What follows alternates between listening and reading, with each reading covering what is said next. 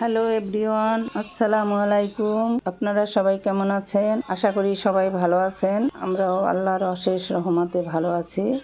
আজ আপনাদের সাথে একটি নতুন রেসিপি শেয়ার করব।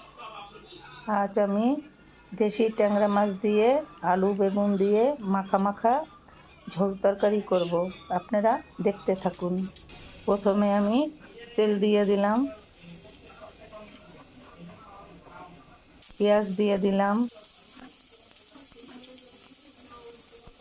কাঁচামরিচ দিয়ে দিলাম,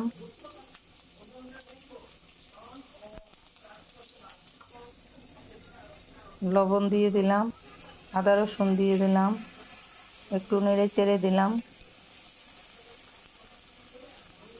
একটু আদা রসুনটা ভেজে হলুদের গুঁড়া, মরিচের গুঁড়া, ধনিয়া গুঁড়া দিয়ে আমি একটু নাড়াচাড়া দিয়ে দিলাম। একটু নাড়াচাড়া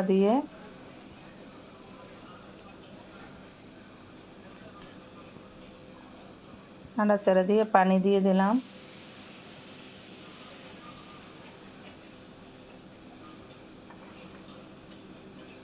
পানি দিয়ে দিলাম।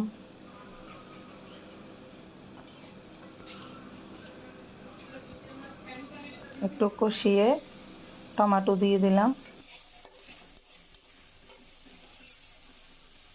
মশলাগুলো কষিয়ে টমেটো দিয়ে বেগুন আলু দিয়ে দিলাম।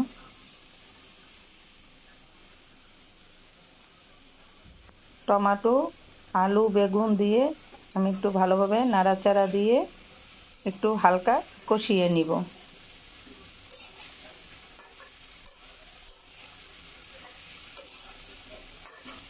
এবার ট্যাংরা মাছগুলো ভেজে রেখেছি, আমি হালকা কষিয়ে পানি দিয়ে দিলাম।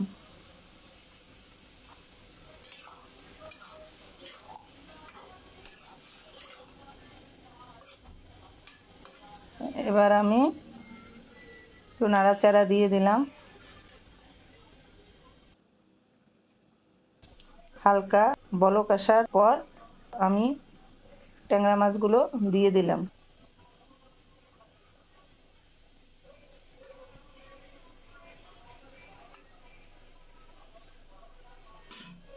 আমার বেগুন আলুগুলো সিদ্ধ হয়ে গেছে, আমি ধনিয়া পাতা দিয়ে দিলাম।